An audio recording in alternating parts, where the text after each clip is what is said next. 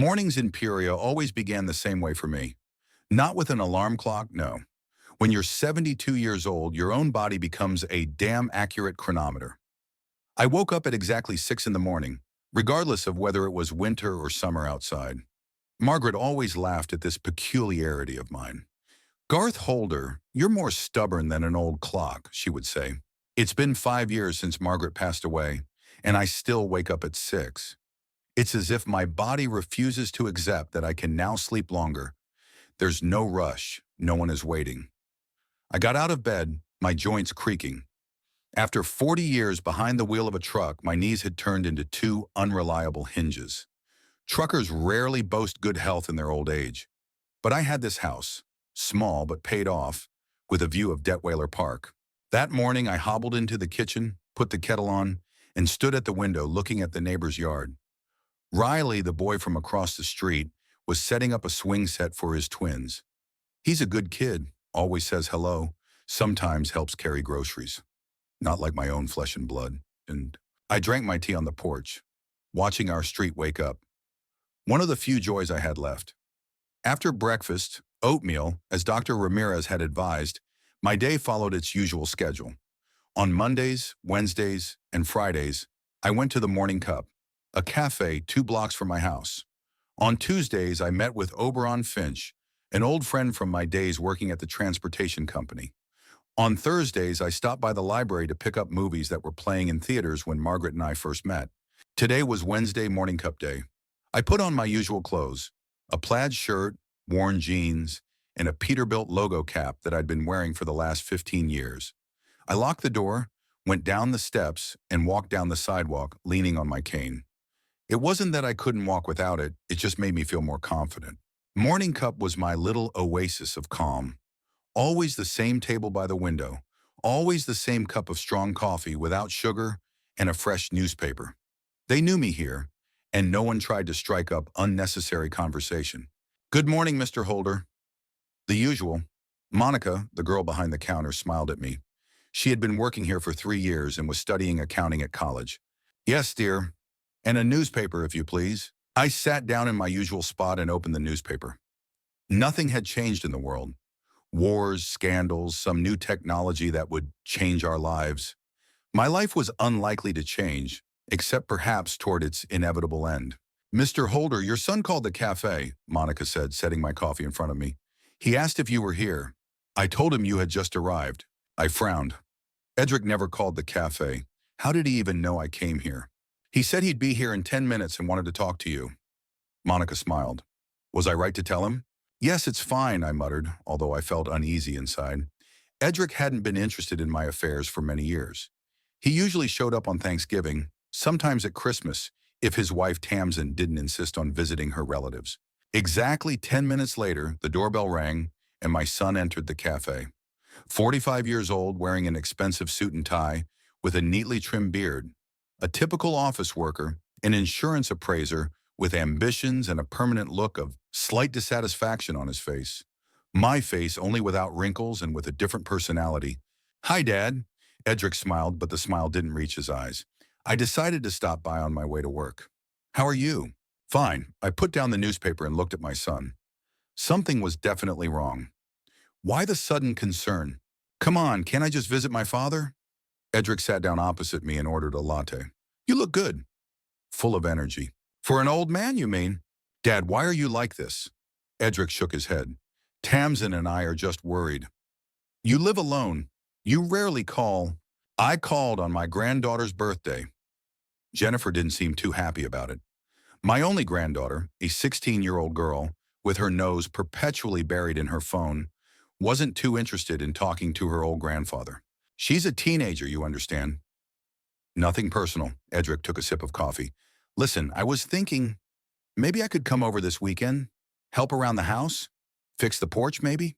I stared at my son. In the last 5 years, he had never once offered to help around the house. "The porch is fine." Riley helped me reinforce the railing last month. "Riley? Who's that?" "A neighbor. A young guy. He has twins," I shrugged. "A normal guy, not like some people." Edric let the jab go unnoticed.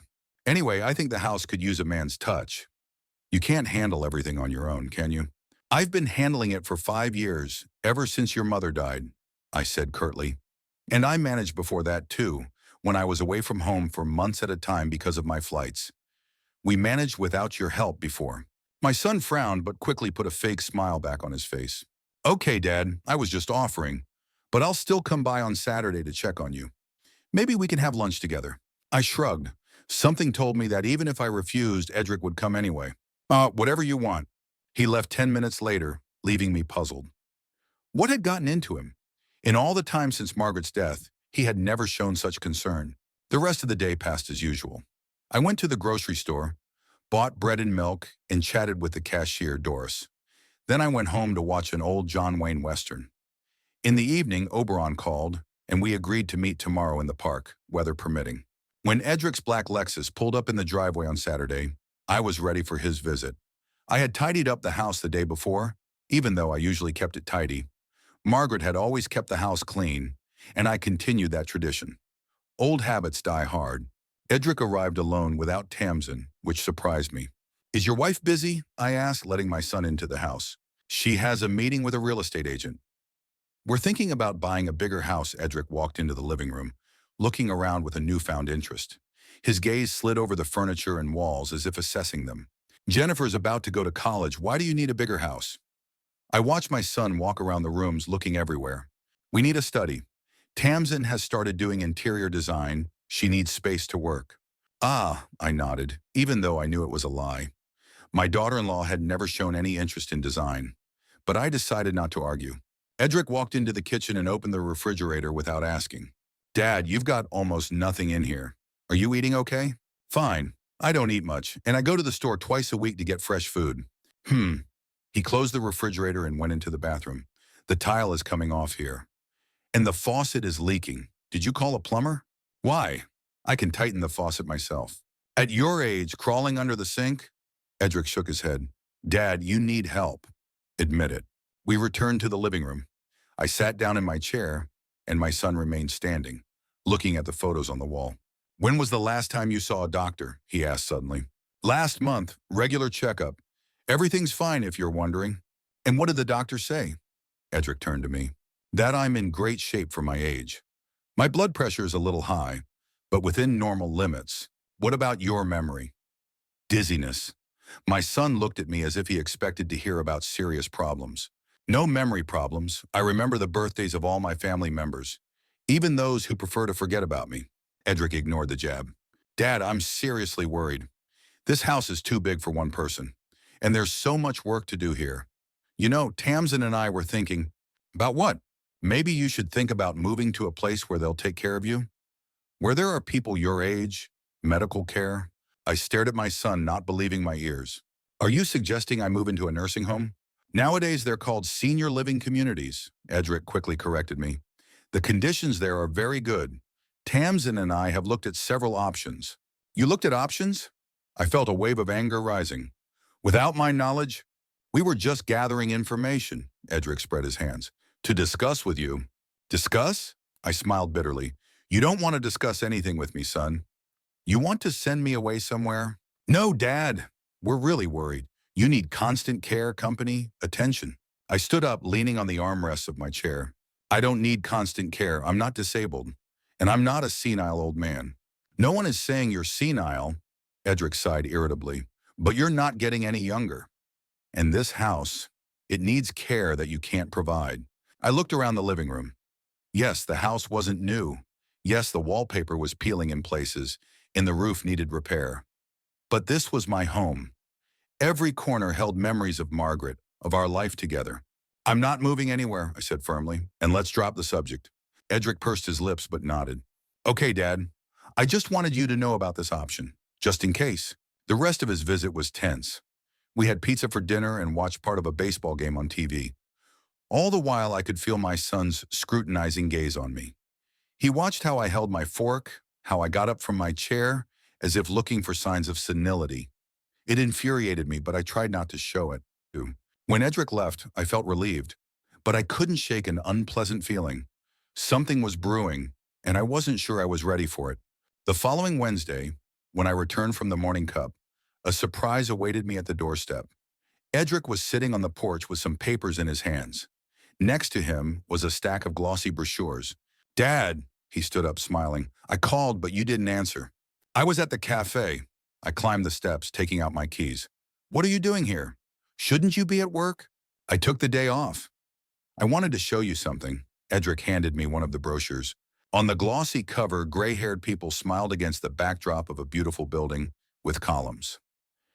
Evening Dawn, a community for active longevity, read the inscription.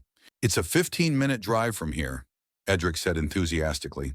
They have 1- and 2-bedroom apartments, a swimming pool, a movie theater, a library, and round-the-clock medical care. I threw the brochure on the coffee table and walked into the kitchen. I told you, I'm not moving anywhere. Edric followed me, not giving up. Dad, at least take a look. It's a wonderful place. People your age live there. Interesting, active people. They always have events, excursions. I don't need events and excursions, I said, pouring myself some filtered water. I'm fine here. But you're all alone here. Edric spread his arms. That's not normal. At your age, you need company, support. At my age, I need to be left alone. I looked my son straight in the eye. Especially those who haven't been interested in my life for years and now suddenly care about my well-being. Edric pursed his lips in offense. You're being unfair. I've always cared about you. Really, I smiled bitterly. And how did that show? 3 phone calls a year? Christmas cards? I have my own life, my own family. Edric raised his voice. You pushed us away. You were always traveling, and when you were home, all you did was criticize. Old grudges, always the same. I worked to feed you and educate you. I shook my head. But that's not the point. You were almost absent from my life for 5 years after Mom died. And now suddenly you're so concerned? Why is that? Edric was silent, looking away. Then he sighed. Okay, the thing is, Tamsin and I are worried. We can see that the house is falling apart, that you can no longer take care of it. What will happen in a year? In 2 years? Whatever will be, will be. And who will solve the problems when you can't? Edric looked at me defiantly. Me, of course. It will all fall on me. So that's it. He wasn't worried about me. He was worried about himself, about the inconveniences my old age would bring him. No one is asking you to solve my problems. I'll take care of myself. Dad, be realistic. You're getting old. This house is too big for you. Why hold on to it? Sell it. Move to a nice place where they'll take care of you. I narrowed my eyes as I looked at my son. And where will the money go? Edric hesitated. Well, part of it will go toward paying for your stay at Evening Dawn. And the rest, Ron, could be invested so you have some extra income. Invested, I nodded. And who's going to do that? You. I could help, of course. I have a financial advisor I know. I raised my hand, stopping the flow of lies. You know what, Edric? I'm tired. Let's continue this conversation another time. My son looked disappointed but nodded. Okay, Dad, but promise you'll at least look through the brochures. Just familiarize yourself with the options. I promise, I lied just to get rid of him. After Edric left, I sat in my chair for a long time, looking at the brochures. Something told me that my son wouldn't give up, and that bothered me more than I wanted to admit. The following weeks turned into a strange game. Edric began to show up with frightening regularity, sometimes with groceries I hadn't asked for, sometimes with new brochures for nursing homes, sometimes just to check in. Once he came with Tamsin, which surprised me the most. My sister-in-law rarely bothered to visit me. She considered our neighborhood too simple for her refined taste. Garth, Tamsin kissed the air near my cheek without touching it.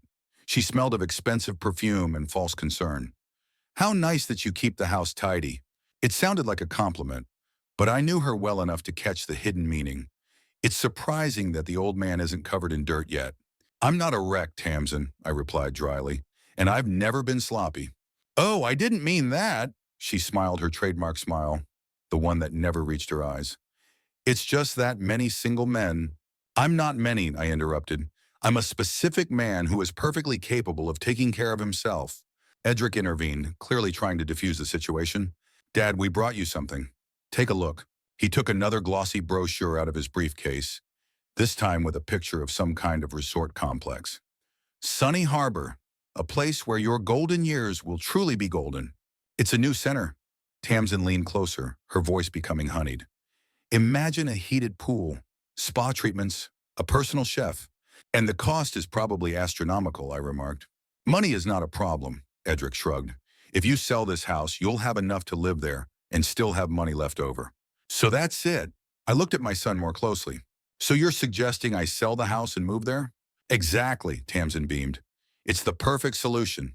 The house is too big for one person. It requires constant maintenance. At Sunny Harbor, professionals will take care of you, Edric chimed in. Plus, there's socializing, entertainment, medical care. I raised my hand to stop the flow. I've lived in this house for 30 years. You grew up here, Edric. Your mother died here. And you're suggesting I just sell it like an old car? Dad, a house is just a building.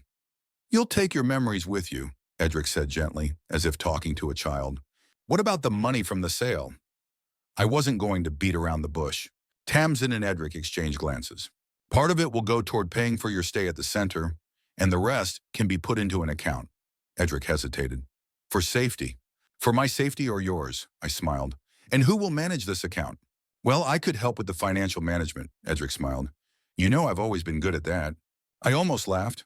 My son, who was perpetually living beyond his means and mired in debt, was offering to help me with my finances. Ridiculous. No, I said firmly. I'm not moving anywhere. This house is mine, and I'm staying here until the end. But Garth, Tamsin began, you have to think about the future. Nobody stays young forever. What if you need constant care? Then I'll hire a caregiver, I snapped, with my money. In my house, Edric sighed, exchanging a glance with his wife. Dad, we just want what's best for you. Think about it, okay? Don't reject the idea right away. They left the brochures behind, and after they left, I stacked them neatly on the coffee table. Not to study, but to remind myself that my own son was trying to get rid of me. That night, I dreamed of Margaret. She was sitting in her favorite chair by the window, knitting a scarf for Edric, even though it was July outside, and she said, Don't trust him, Garth. He's always been too much like my father. I woke up with a feeling of loss and anxiety. Margaret had always been a buffer between me and my son. She smoothed over our conflicts and found compromises. Without her, our relationship was laid bare in all its ugliness. The morning of that day began as usual. Oatmeal, tea, the newspaper. But thoughts of yesterday's visit kept me awake.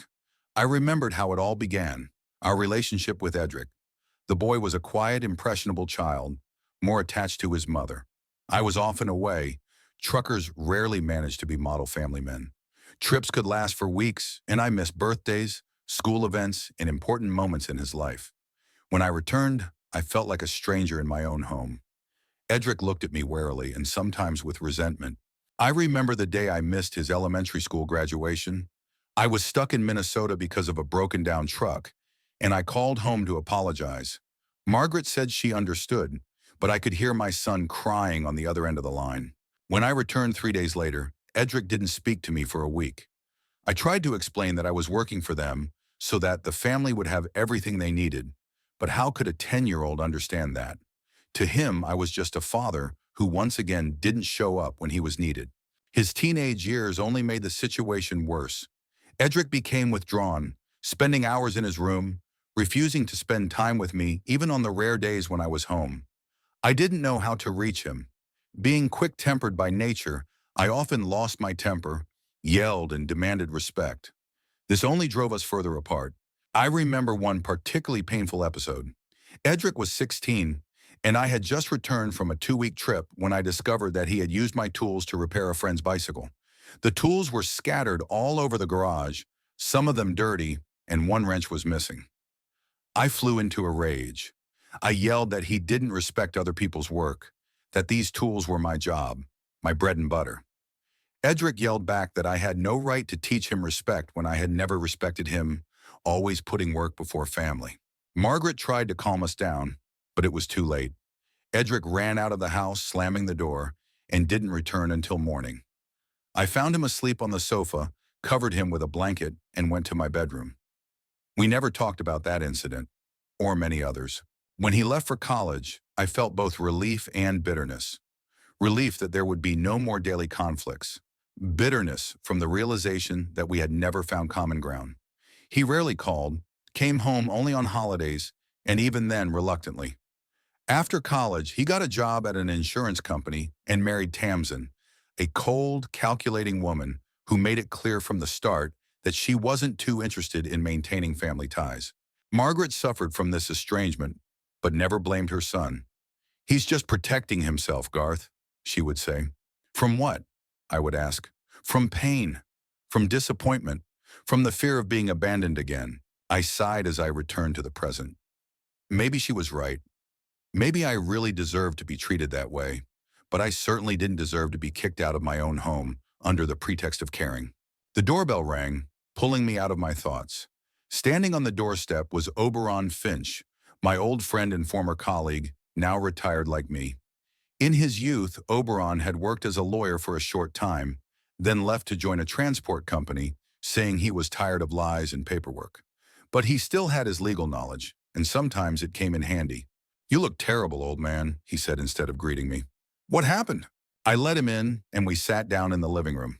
I told him about Edric's visits, the brochures, and the persistent offers to move to a nursing home.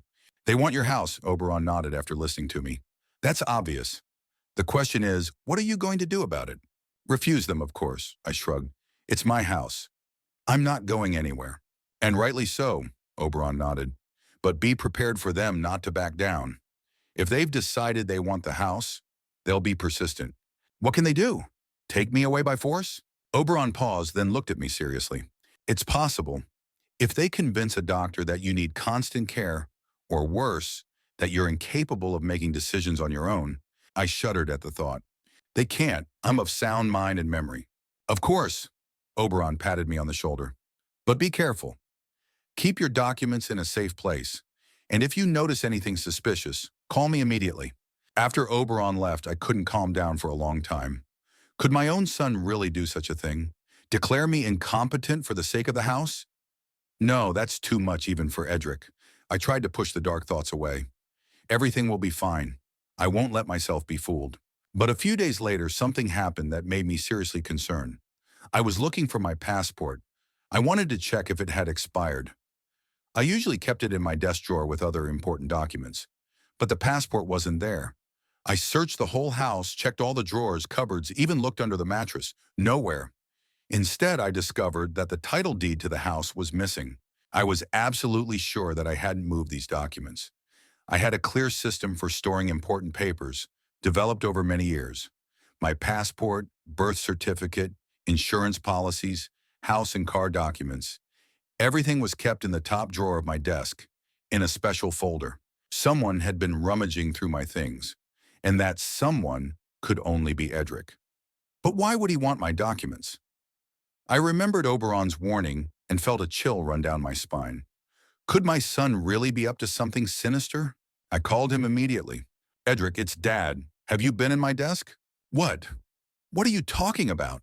His voice sounded surprised, but I didn't believe it. "My passport and house documents are missing. Did you take them?" "No, of course not," he protested. "What makes you think that?"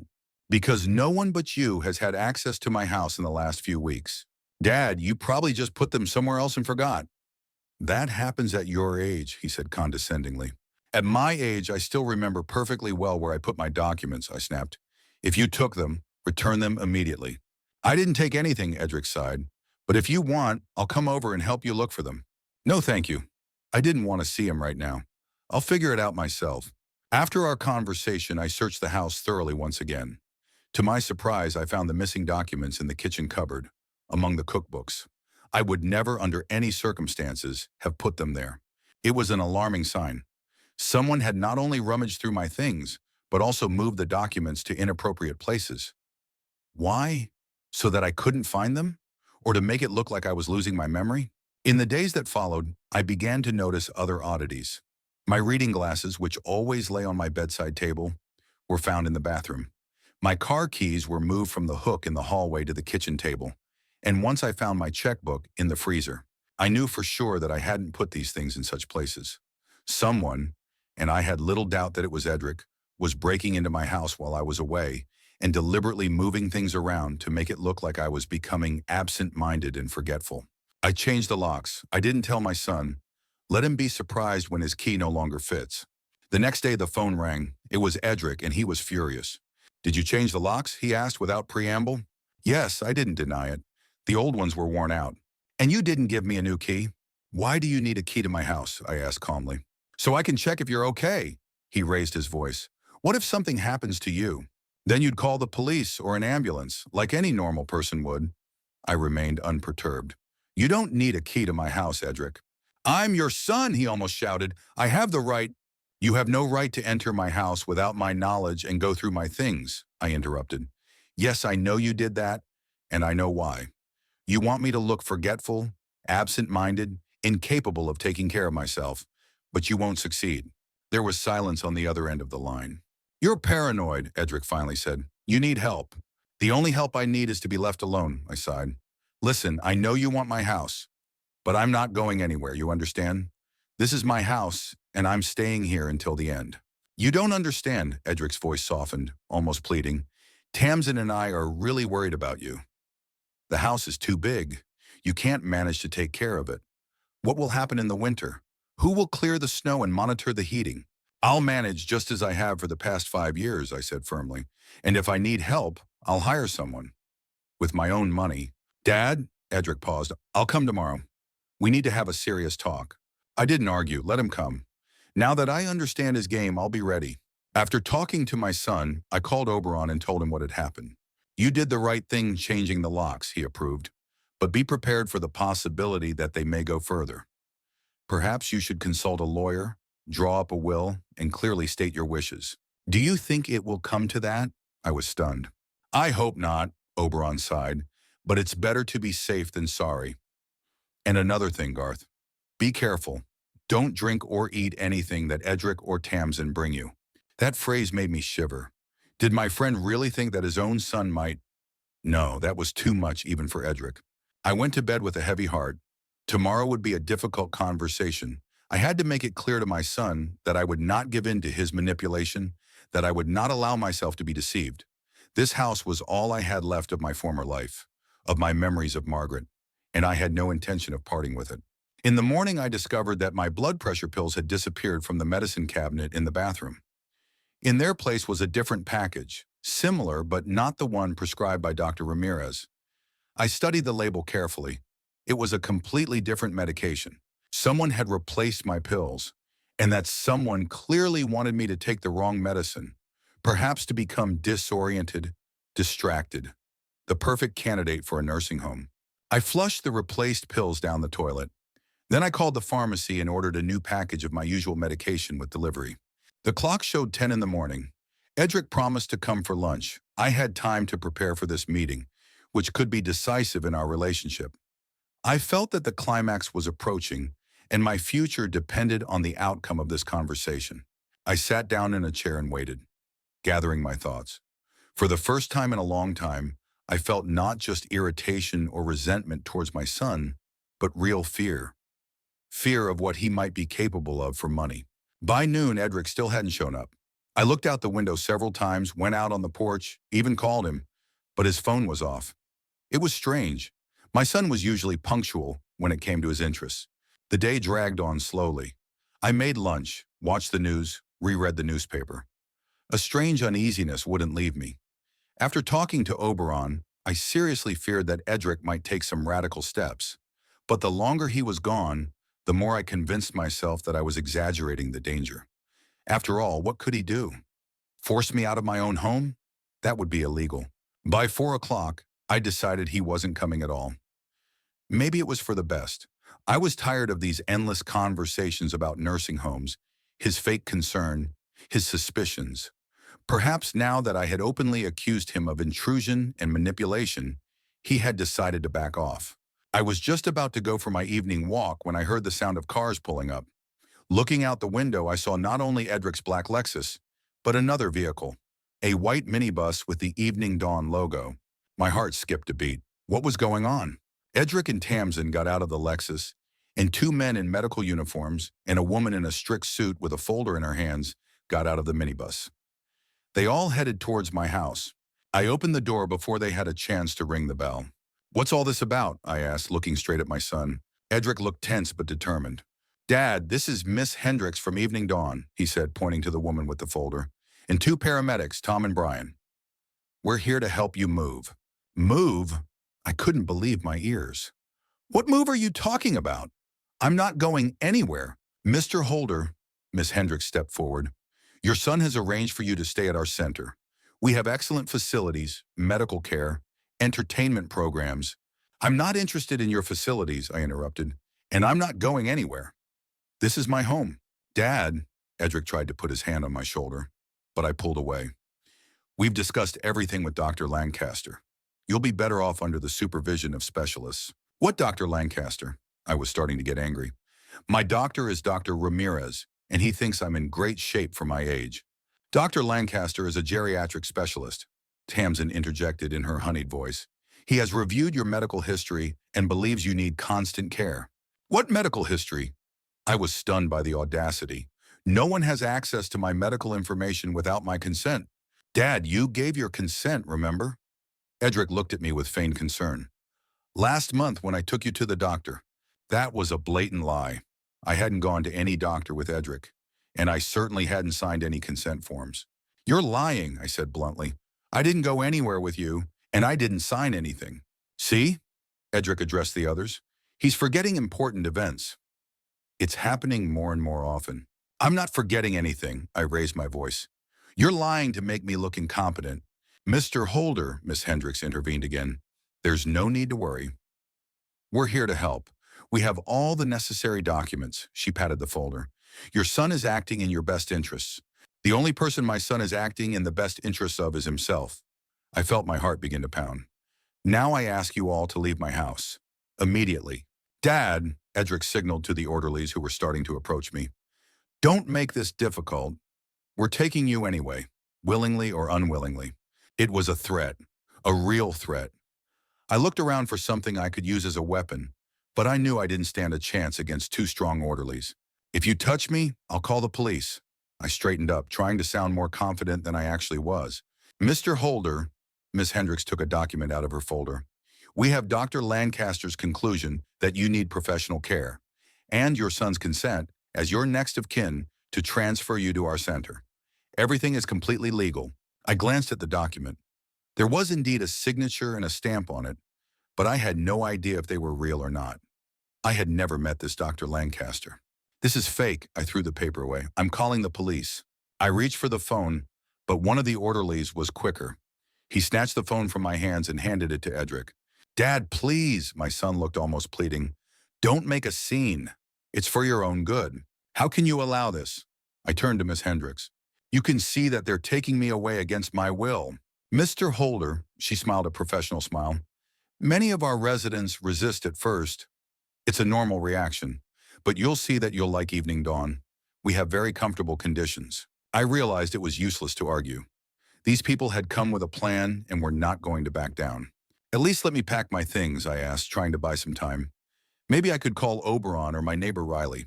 Oh, don't worry, Tamsin waved her hand. We've already packed everything. Everything you need is in these bags. She pointed to 2 travel bags that I only now noticed in the hands of the second paramedic. Did you go through my things? I was stunned by such audacity. We just helped you pack, Dad. Edric tried to take my arm. Everything you need is there. Clothes, toiletries, medicine. I pulled my arm away. What about my personal belongings? My photos, my books? We'll bring everything you need later, Tamsin smiled. Once you've settled into your new place. I realized I was trapped. They had planned everything, thought of every detail. If I resisted physically, the orderlies would simply restrain me. If I tried to call the police, they wouldn't let me. Dad, Edric tried to take my arm again. Let's not make a scene, okay? The neighbors are watching. I glanced out the window and saw that several neighbors had indeed come out into the street, attracted by the unusual activity at my house. Among them was Riley. He looked concerned. I want to say goodbye to the neighbor, I said. There's no need, Tamsin cut me off. The sooner we leave, the better for everyone. At least to Riley, I insisted. He often helped me. Later, Edric said, taking a firm hold of my elbow. You can call him from Evening Dawn. I realized I had no choice. Either I went with them willingly, or they would drag me out in front of all the neighbors. That would be humiliating. All right, I gave in. But know that I'm doing this under duress. No duress, Mr. Holder, Miss Hendricks shook her head. Just concern for your well-being. I left the house accompanied by this strange procession. The neighbors looked on in bewilderment. Riley stepped forward. Are you all right, Mr. Holder? He asked. Everything's fine, Edric replied for me. Dad's moving to a nursing home. They'll take good care of him there. Is that true? Riley looked at me with concern. I wanted to shout, no, they're taking me away by force, but I knew it wouldn't help. What could Riley do against two orderlies in official documents? Yes, I lied, feeling bitter. It'll be better this way. Riley nodded, but I could see the doubt in his eyes. If you need anything, call me, he said. You have my number. Thanks, I nodded, grateful for this small gesture of support. They put me in a minibus. Tamsin stayed at home, and Edric sat next to me. The orderlies took the front seats, and Miss Hendricks got behind the wheel. Don't worry, Mr. Holder, she said, looking at me in the rearview mirror. The trip will take about 20 minutes. At evening dawn, you'll find a cozy room and friendly staff. I remained silent. What could I say? I had been taken from my own home against my will, with a minimum of belongings, without the opportunity to say goodbye to my neighbors or gather the things that were truly important to me. Dad, Edric put his hand on my knee, I know you're angry right now, but later you'll understand that this was the right decision. Right for whom? I pushed his hand away. For me or for you? For everyone, he sighed.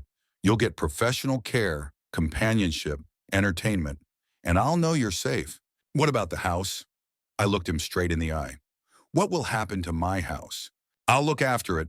Edric looked away. Maybe do some minor repairs. The roof leaks, remember? The roof is fine, I shook my head. I checked it last month. Well then, there are other problems, he shrugged. In any case, don't worry. The house will be fine. I didn't continue the conversation. It was obvious that Edric was already planning what to do with the house. Perhaps he and Tamsin had even found a buyer. The thought made me bitter. The minibus pulled onto the highway. I looked out the window at the houses, trees, and cars rushing by. My life was falling apart before my eyes, and there was nothing I could do about it. 20 minutes later, we pulled up to a large building surrounded by a well-kept garden. Evening Dawn looked impressive, a 3-story red brick building with white columns at the entrance, almost like the glossy brochure Edric had shown me. The orderlies helped me out of the bus, although it wasn't necessary. I could walk perfectly well on my own, but apparently they were afraid I might try to escape. In the lobby, we were greeted by a smiling middle-aged woman in uniform. Welcome to Evening Dawn, Mr. Holder. She held out her hand. I'm Sandra Johnson, the head nurse. I'm glad to welcome you to our big family. I didn't respond to her handshake. I didn't want to pretend that I was happy to be there. First, we'll do a little medical exam, she continued, unperturbed. It's standard procedure for all new residents. Then I'll show you to your room, the dining room, and the common areas. Do I have a choice, I asked. Of course, she smiled even wider. You can choose whether to start with the examination or the tour of the center. I meant, can I refuse to stay here? The nurse's smile became strained. Mr. Holder, your son has completed all the necessary paperwork. You are now a resident of Evening Dawn. I assure you, you will like it here. I realized it was useless to argue. These people saw me not as a person with the right to choose, but as a source of income, a patient who should be grateful for being taken care of. Let's start with the medical examination. The sooner we get this over with, the better. Edric, who had been standing nearby the whole time, patted me on the shoulder. That's right, Dad. A positive attitude is the most important thing. I wanted to hit him, but I restrained myself. The last thing I needed was to be labeled aggressive and pumped full of sedatives. The medical examination was quick and superficial.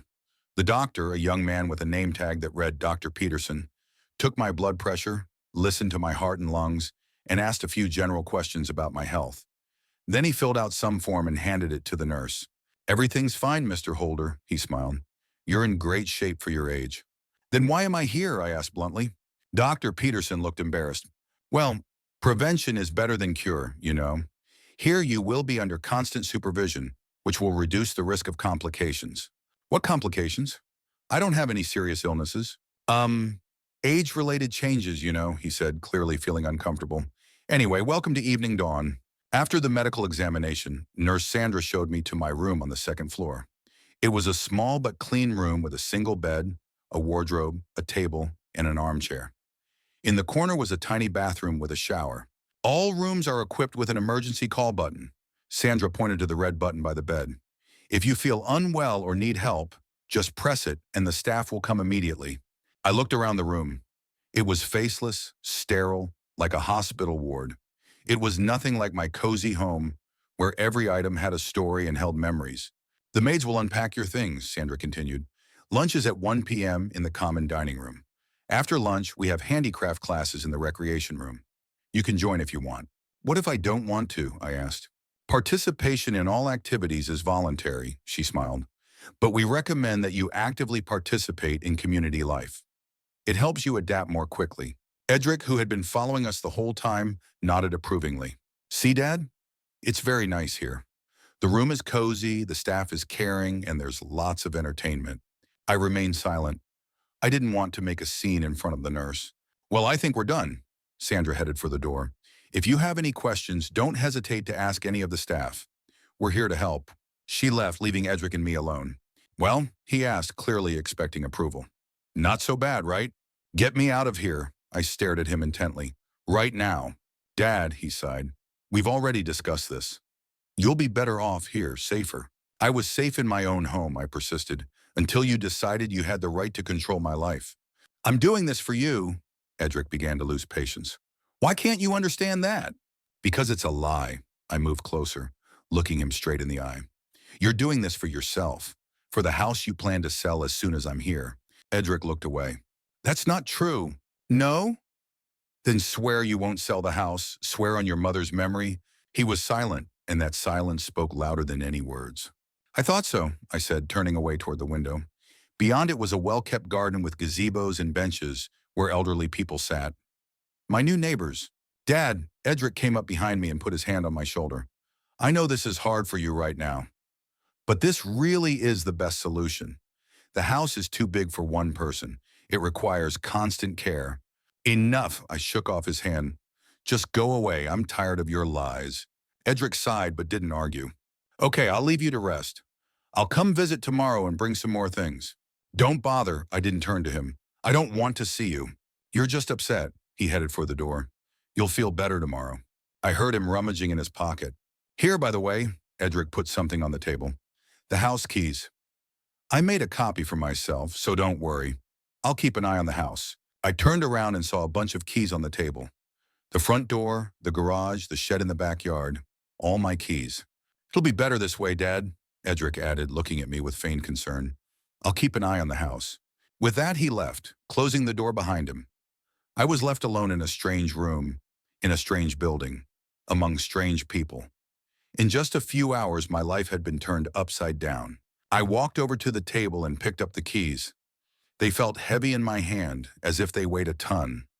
These small metal objects symbolized everything that had been taken from me, my home, my independence, my dignity. Sitting on the bed, I felt tears welling up for the first time in this crazy day. But I didn't allow myself to cry. Not now. Right now, I needed a clear head. Because despite the seemingly hopelessness of the situation, I wasn't going to give up. Edric could take my home, but not my will. And if he thought I would just accept this betrayal, he was sorely mistaken. I hid the keys in my pants pocket. They might come in handy. For now, I needed to look around, understand what I was dealing with, and come up with a plan of action, because I wasn't going to give up. The first few days at evening dawn merged into one endless, dreary stream for me. I wandered the corridors, sat in the common room, mechanically ate tasteless food in the dining room, all in a state of numbness, as if what was happening was a bad dream from which I could not wake up. The staff was polite, even friendly, but behind that politeness I sensed condescension. To them, I was just another old man who needed supervision, incapable of making decisions for himself. Mr. Holder, it's time to take your medicine. Mr. Holder, would you like to join the yoga group? Mr. Holder, your son called and said he would visit you on Sunday. Edric did come on Sunday. He brought another bag of stuff, a box of chocolates, and a fake smile. I didn't say a word to him. I sat in my chair, looked out the window, and ignored his chatter about how lucky I was to be in such a wonderful place. An hour later, he left, promising to come back next week. I didn't respond. My silent protest lasted 3 days. I refused to participate in any activities, barely answered the staff's questions, and ignored attempts by other residents to strike up a conversation. Nurse Sandra tried several times to get me out of the state, but I remained adamant. On the 4th day, an elderly woman approached me and introduced herself as Dr. Elizabeth Murray, the center's psychologist. Mr. Holder, she said, sitting down next to me in the common room, I understand that you are going through a difficult period of adjustment. That's normal. Many of our residents go through this. I'm not a resident, I replied, speaking in a complete sentence for the first time in days. I'm a prisoner. Dr. Murray didn't seem surprised. You feel like a prisoner because you're here against your will. That's understandable. But I assure you, your son had the best of intentions. Really? I smiled bitterly. I wonder what best intentions would cause a son to take his father away from his own home, without warning, with a minimum of belongings, without even the opportunity to say goodbye to his neighbors. Sometimes relatives make decisions that seem cruel, but are actually dictated by concern, she said softly, but I sensed insincerity. Your son was concerned about your safety, your health. My son was worried about my house, I interrupted. More precisely about how to get it. Dr. Murray shook her head. Mr. Holder, I understand your feelings, but bitterness and resentment will not help you adapt to your new reality. Accept the situation as it is and try to make the most of it. We have many interesting activities, opportunities for socializing. You don't understand, I looked her straight in the eye. I'm not going to adapt. I'm going to get out of here. I'm afraid that's not possible, she sighed. Your son has filed all the necessary paperwork. From a legal standpoint, I am a competent citizen who is being held against his will. I sat up straight in my chair. And believe me, I will find a way to prove it. Dr. Murray looked at me with skepticism, but also with some respect. I suggest you attend our therapy sessions. They can help you deal with your anger and accept the changes in your life. Thank you, but no. I turned away toward the window, signaling that the conversation was over. She left and I remained seated, staring at the sky outside the window. Something changed inside me after that conversation. The anger and despair that had paralyzed me the first few days were replaced by a cold, firm determination. I would get out of here. I would regain control of my life, and Edric would answer for his betrayal. But to do that, I needed help, and I knew who to turn to. At evening dawn, residents were allowed to use the phone in the lobby to call relatives and friends. Calls were logged. A record was kept of who the resident called and when. I had no doubt that Edric was being informed of all my actions, so I had to be careful. On the 5th day of my stay at the center, I decided to change tactics. I started responding to the staff's greetings and even smiling. I agreed to take a walk in the garden and participate in a chess tournament. Dr. Murray noticed these changes and praised me for my progress and adaptation. I smiled and thanked her for her concern. It was all a game. I wanted them to believe that I had accepted my fate, that I was no longer a problem. This gave me freedom of action. After a week of such exemplary behavior, I asked permission to call a friend. I was not refused. After all, I was now an adapted resident. I dialed Oberon's number. He answered after the 3rd ring. Oberon Finch here. Oberon, it's Garth, I tried to speak calmly, even though my heart was pounding like crazy. Garth, he exclaimed. Where have you been? I called you several times, stopped by that house. Tamsin met me there and said you'd moved to some retirement home. Evening dawn, I said. Adric brought me here. Against my will, there was a pause. I thought so, Oberon finally said. When I saw Tamsin at your house, I knew something was wrong. She was acting like she already owned the place. Oberon, I need your help. I lowered my voice even though there was no one around. I have to get out of here and regain control of the house before they sell it. I've already checked, Oberon said. The house is still officially registered to you. Edric can't sell it without your signature, at least not legally. That was good news, but I had no doubt that my son would find a way around the law if necessary. Listen carefully, Oberon continued. Can I visit you? As a friend, just to check on you? I think so. Visitors are allowed here. Good. I'll come tomorrow. And Garth, hang in there. We'll figure something out. I hung up the phone with a feeling I hadn't experienced since arriving at evening dawn. Hope. Oberon arrived the next day as promised. He brought fruit, magazines, and his trademark smile, which fooled everyone but me. I saw the anxiety and determination in his eyes. We were allowed to talk in the garden, under an old oak tree, away from the other residents and staff. But I still spoke quietly, fearing eavesdropping. They took me without warning, Oberon. They just came and took me away. I didn't even have a chance to pack my things. I know. He put his hand on my shoulder. Your neighbor Riley told me. He saw them take you away. You spoke to Riley? Yes, he was worried about you. He said you looked not yourself when you left. I felt grateful to my neighbor. At least someone had noticed that something was wrong with me. I have to get out of here, Oberon, and get my house back. That's what I wanted to talk to you about. Oberon looked around to make sure no one could hear us. I have a plan, but it's risky. Yaminamom. I'm willing to take the risk. Good, he leaned closer. The house is still officially yours. Edric can't sell it without your signature or a court ruling declaring you incompetent. That ruling will take time, and I doubt he'll go that route. Too much red tape. So he'll look for a way to get my signature, I nodded. Or forge it. Possibly, but we can get ahead of him. Oberon lowered his voice to a whisper. You can sell the house yourself. Right now, I stared at my friend. How? I'm locked up here. Technically, you're not locked up. You have the right to visitors, to phone calls, and most importantly, you are still a legal citizen with the right to dispose of your property. I began to understand where he was going with this. Are you suggesting I sell the house before Edric has a chance to do anything? Exactly, Oberon nodded. I've already found a potential buyer. A young family willing to pay a good price. The deal can be done quickly, without any fuss. But how will we get the paperwork done?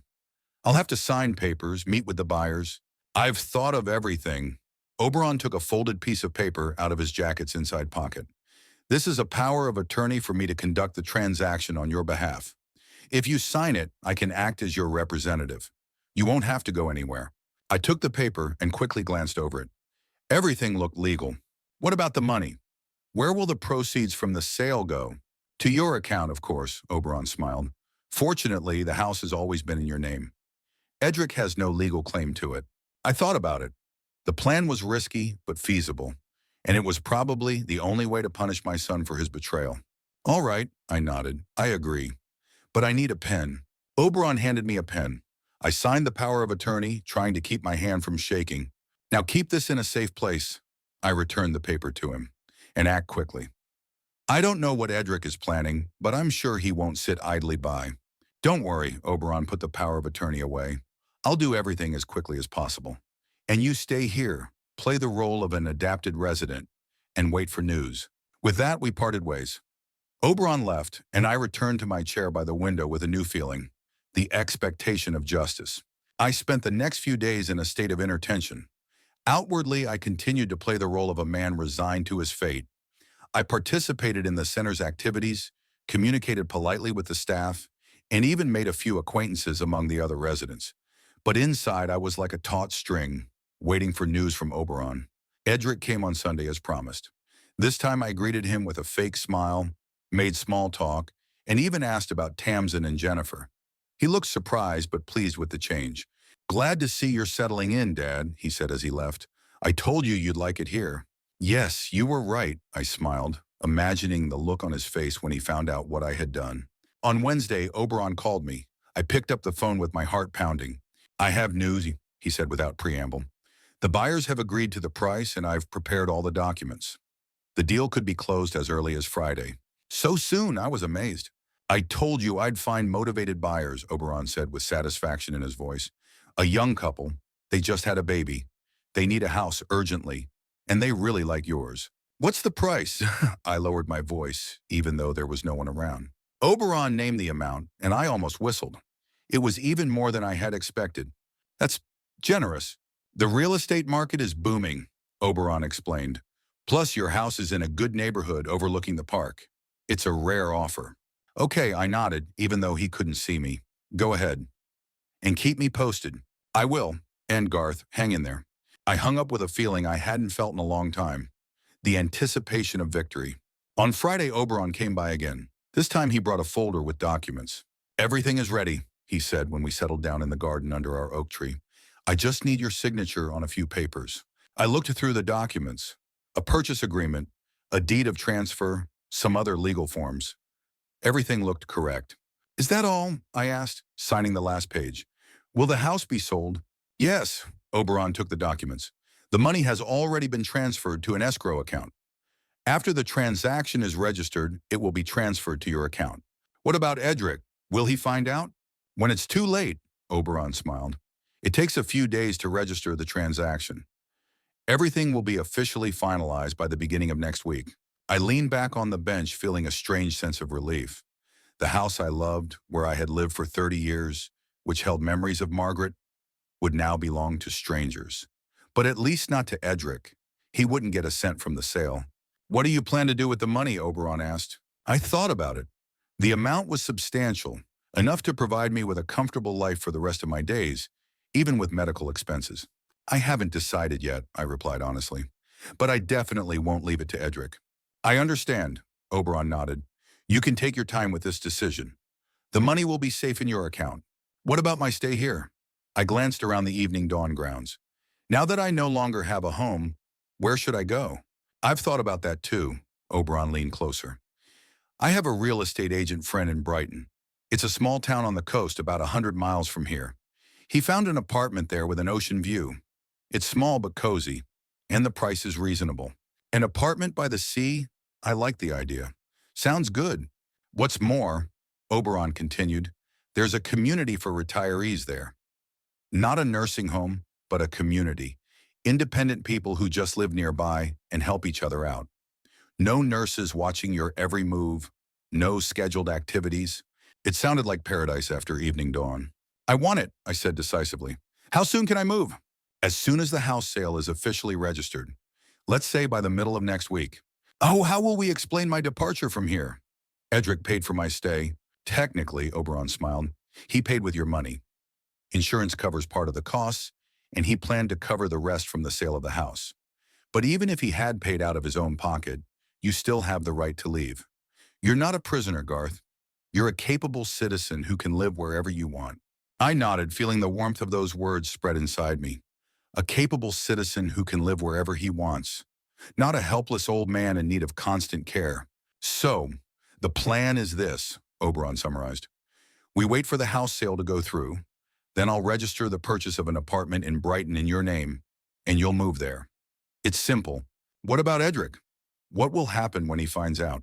Oh, he'll be furious, Oberon said, unable to hide his delight. But there's nothing he can do. The house will already be sold, the money will be in your account, and you'll be in your new apartment by the sea. It's legal and irreversible. I like this plan.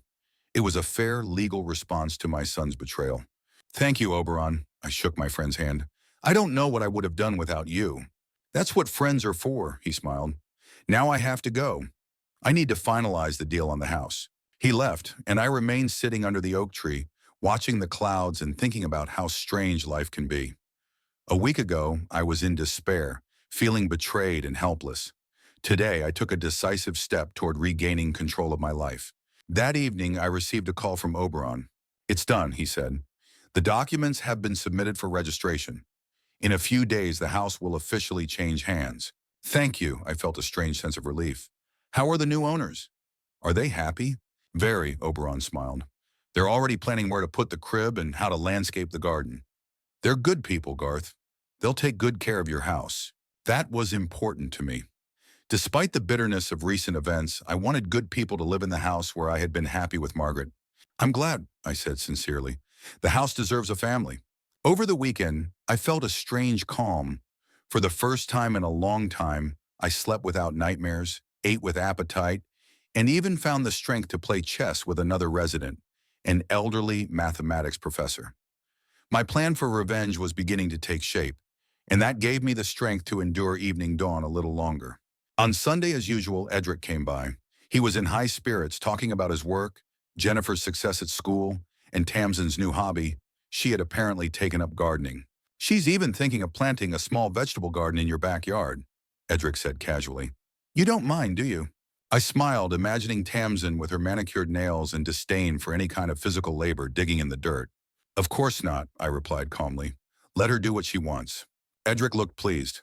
By the way, Dad, there's something I wanted to discuss with you, he lowered his voice. About the house. It needs serious roof repairs and new plumbing. That's a big expense. And I was thinking, maybe it would make sense to sell the house. The market is booming right now, so we could get a good price for it. Part of the money could go toward paying for your stay here, and the rest could be invested to ensure you have a comfortable retirement. I struggled to keep from laughing. Did he really think I would believe this nonsense about a comfortable retirement? You know, son, I looked him straight in the eye. I think it's better to put this decision on hold. While I'm getting used to this place, I don't want to think about such serious things. Edric looked disappointed but nodded. Sure, Dad. There's no rush. We can come back to this conversation later. Later will be too late, I thought, but just smiled in response. After Edric left, I sat by the window for a long time, watching the sunset. Soon everything would change.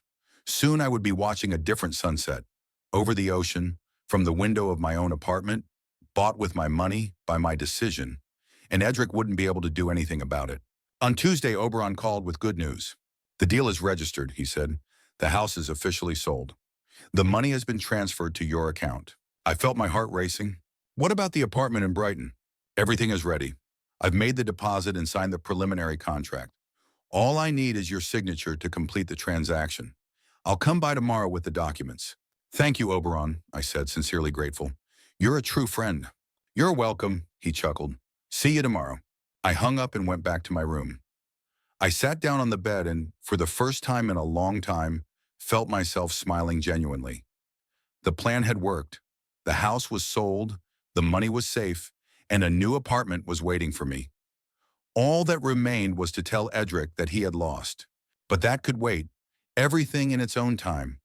Right now it was important to finish what I had started. Sign the papers for the apartment, organize the move, start a new life. And Edric would find out about everything when it was too late to change anything. On Wednesday, Oberon arrived with the apartment documents. We met again in the garden, under our oak tree. He showed me the photos. A small but bright apartment on the second floor of a 3-story building with a balcony overlooking the ocean. Simple, functional furniture, large windows, freshly renovated. It's perfect, I said, looking at the photos. When can I move in? Tomorrow, if you like, Oberon smiled. The apartment is completely ready to move into. I signed all the necessary documents, feeling with each signature that I was getting closer to freedom. That's it, Oberon put the papers in his briefcase. Now you are the official owner of an apartment with a sea view. Congratulations. I smiled, feeling at peace. The plan had worked. The house was sold, the money was safe, and a new apartment was waiting for me. Edric would be left empty-handed, and I would have a new life by the sea. Justice had prevailed. Thursday began like any other day at evening dawn. I woke up at 6 in the morning out of habit, washed, got dressed, and went to the dining room for breakfast.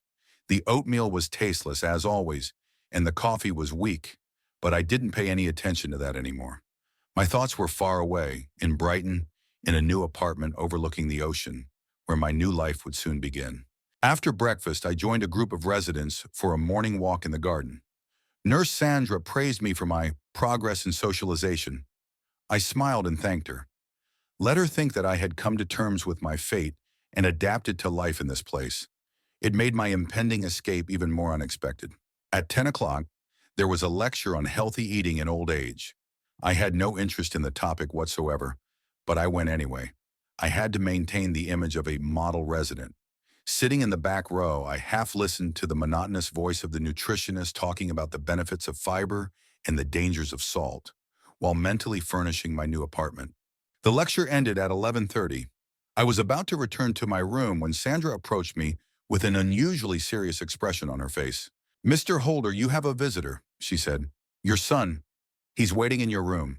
I was surprised. Edric usually came on Sundays, strictly on schedule, as if he were fulfilling an unpleasant duty. What made him come on a weekday? "Thank you," I nodded to the nurse. "I'll be right there." On the way to the room, I felt a slight uneasiness. Something had happened. Something had caused Edric to break his routine. Could he have found out about the sale of the house? But how? Oberon had assured me that everything had been done as quietly as possible. I opened the door to my room and immediately realized, yes, he had found out. Edric was standing by the window with his back to me, his shoulders tense, his hands clenched into fists. When he turned around, I saw an expression on his face that I had never seen before, a mixture of rage, distrust, and fear. "Dad," his voice trembled, "tell me it's not true." I closed the door behind me and walked over to the chair. I sat down, folded my arms on my knees, and looked at my son calmly. "What exactly, Edric?" "Don't play games with me," he almost shouted. "The house! You sold the house?" I nodded, keeping a straight face. "Yes, I did." Edric stared at me as if I had turned into an alien before his eyes. "How? How could you do that? You're here at evening dawn." "Through a trusted representative," I shrugged. "It's completely legal." "I'm still a legal adult, Edric. I have the right to dispose of my property." Oberon, Edric hissed. It was him, wasn't it? That old fox. He was here last week. I saw his name in the visitor log. I didn't deny it. There was no point. Yes, Oberon helped me, like a true friend. Unlike some people, Edric began pacing the room like a caged animal. His face flushed, a vein throbbing in his forehead. You had no right, he slammed his fist on the table. This is our family home. Jennifer grew up there. Mom lived there. And I lived there, I replied calmly, until you threw me out like a piece of trash. I did it for your own good, Edric raised his voice. You needed care, supervision. Really, or I smirked. Or maybe you just wanted my house. Maybe you and Tamsin were already planning how to spend the money from the sale?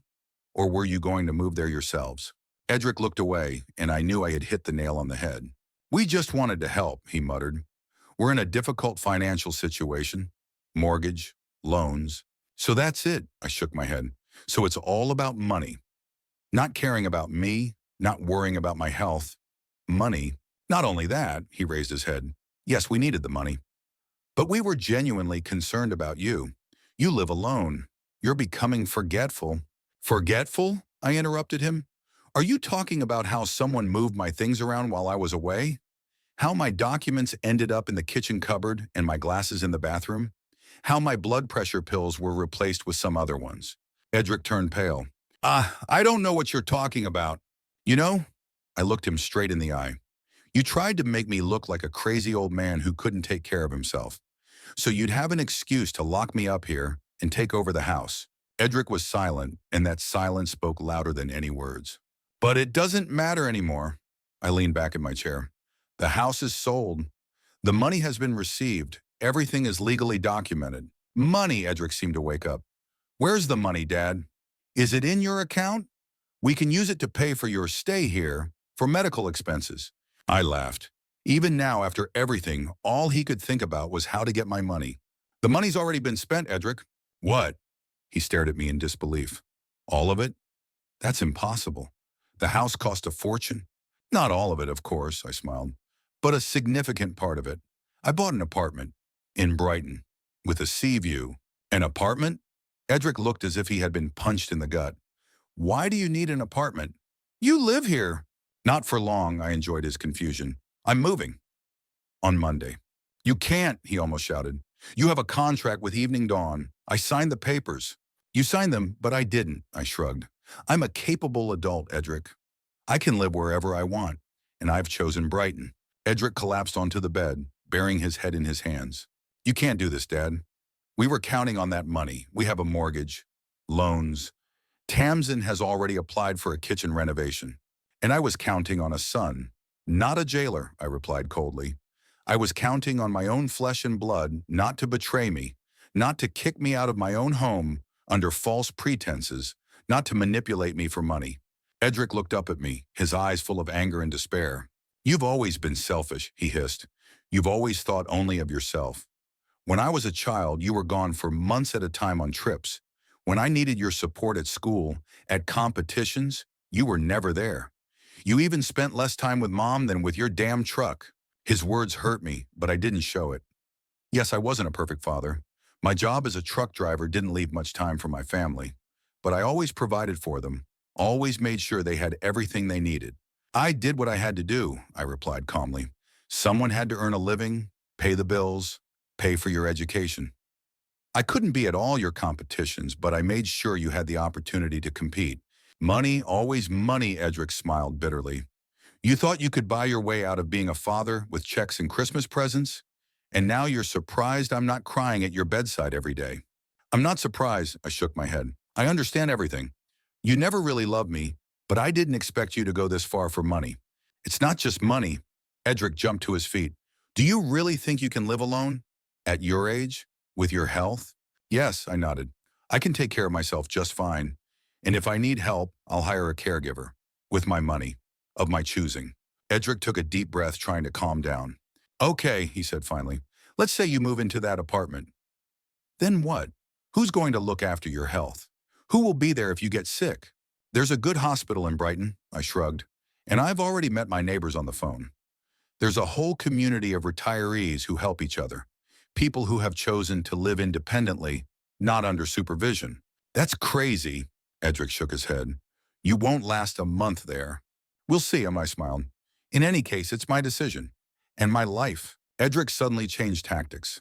His face softened, his voice became almost pleading. Dad, let's talk about this like adults. I understand that you're hurt. Maybe we did rush into moving to Evening Dawn. But selling the house, spending all the money on some apartment in a city where you don't know anyone, that's not a solution. It is a solution for me, I remained adamant. And not all the money has been spent. I've set some aside for living expenses and medical costs, if needed. How much is left? Hope flashed in Edric's eyes. I smiled. Even now, all he could think about was money. Enough for a comfortable life. And no, I'm not going to share that money with you. The hope in his eyes turned to anger. You can't do this to your own son. We're family. Family? I laughed bitterly. A family doesn't do what you did to me. A family doesn't manipulate, deceive, or betray. I didn't betray you, Edric raised his voice. I was looking out for you. No, I shook my head. You were looking out for my house. About my money. You didn't think about me for a second. Edric stared at me with hatred. You'll regret this, he said quietly. When you find yourself alone in a strange city, without help, without support, you'll regret it. Maybe, I shrugged, but it will be my decision. My mistake, not yours. Edric grabbed the jacket he had thrown on the bed when he came in. We're not done talking, he said. I'll talk to a lawyer. You're out of your mind if you think you can live alone in your condition. In my condition, I smirked. What's wrong with my condition, Edric? Dr. Peterson, the doctor here, said I'm in great shape for my age. Or did you find another Dr. Lancaster who will write that I'm out of my mind? Edric didn't answer, but his gaze said it all. Yes, that was exactly what he had planned. You can try, I shrugged. But keep in mind, the house has already been sold, the money has been spent, and the apartment is registered in my name. Everything is legal, and I've already spoken to a lawyer. A real one, not someone who's willing to sign any paper for money. He confirmed that I'm within my rights. Edric turned even paler. You thought this through, didn't you? Planned this revenge? Not revenge, I shook my head. Justice. You took my house away. I found a new one. You tried to take away my freedom. I'll get it back. It's fair. Fair? Edric laughed bitterly. What about my family? Tamsin, Jennifer? We were counting on that money, and I was counting on your decency, I replied. We were both wrong. Edric headed for the door but stopped at the threshold. This isn't over, he said without turning around. I'll find a way to contest the sale. You're not in your right mind. You couldn't have made such decisions on your own. Good luck with that, I smiled. But keep in mind, even if by some miracle you manage to do it, you won't get the money. I've already taken care of that. Edric gave me one last look full of hatred and left, slamming the door so hard that the windows rattled. I was left alone with a strange feeling of emptiness. There was no triumph, no satisfaction, only the bitterness of realizing how far this feud between father and son had gone. A few minutes later, there was a knock at the door. It was Nurse Sandra, alarmed by the noise. Mr. Holder, is everything okay? She asked, peeking into the room. We heard shouting. Everything's fine, I smiled. Just a little family argument. Nothing serious. Your son looked very upset when he left, she said, looking at me with concern. Are you sure everything is okay? Absolutely, I nodded. He'll get over it. We'll all get over it. Sandra left, clearly unconvinced by my words, and I returned to the window. It was raining outside, raindrops running down the glass, blurring the outlines of the garden. I thought about what had just happened, about Edric's reaction, about his threats. I had no doubt that he would try to contest the sale of the house. He might even find a doctor to confirm my incapacity. But Oberon had anticipated this. We had drawn up all the documents flawlessly, with my signature notarized in a video recording of the signing process, where I clearly stated my decision to sell the house of my own free will. As for the money, most of it did indeed go toward the purchase of an apartment in Brighton. The rest was transferred to a new account at another bank, opened in my name, but with special conditions that excluded access by third parties without my personal presence. Edric could rage, threaten, hire lawyers. It was all useless. I won this game. Oberon called me in the evening. How did it go? He asked without preamble. Just as you predicted, I sighed. He was furious. He threatened to contest the sale, hire lawyers, prove my incompetence. Let him try, Oberon snorted. All our documents are in order, and by Monday you'll be in Brighton, out of his reach. Do you think he won't find me there? He'll find you, but what can he do? You'll be in your own apartment, surrounded by witnesses to your sanity and independence. Besides, I've already found you a local doctor who will conduct a full examination and confirm that you are of sound mind and memory. I smiled. Oberon was always so thoughtful. Thanks, buddy. I don't know what I'd do without you. Don't thank me. His voice became serious. You deserve justice, Garth. After what they did to you, we talked a little more about the details of the move, and I hung up with a sense of relief. Everything was going according to plan. On Monday, Oberon would come for me, and we would go to Brighton. A new chapter in my life would begin. But one thought kept bothering me. Edric, my son, despite everything that had happened, despite his betrayal, manipulation, and greed, he was still my son, my only child, flesh of my flesh. And somewhere, deep down, I still loved him, even though I didn't respect his choices. Perhaps with time, when passions had cooled, we could at least talk. Not as father and son, that relationship seemed hopelessly broken, but at least as two adults connected by a shared past. Or maybe not. Maybe some bridges are burned forever, and all that remains is to move on without looking back. In any case, I made my choice. And for the first time in a long time, I felt that it was truly my choice, not a decision imposed by others. I went to bed with a strange sense of peace. A new life lay ahead, with new opportunities, and I was ready for them. Ready to start over at 72, by the sea, in a place where no one knew me, where I could just be Garth Holder, not the old man who needs looking after. Through my sleep, I heard someone quietly opening the door to my room. I tensed, ready for the worst. Maybe Edric had come back to continue the argument, but it was just the night nurse checking on the residents before bedtime. She apologized for the disturbance and left. I closed my eyes again, thinking that soon I wouldn't have to endure these nightly checks, this false concern, this treatment as if I were an incompetent child. Soon I would be free, and that thought was sweeter than any dream.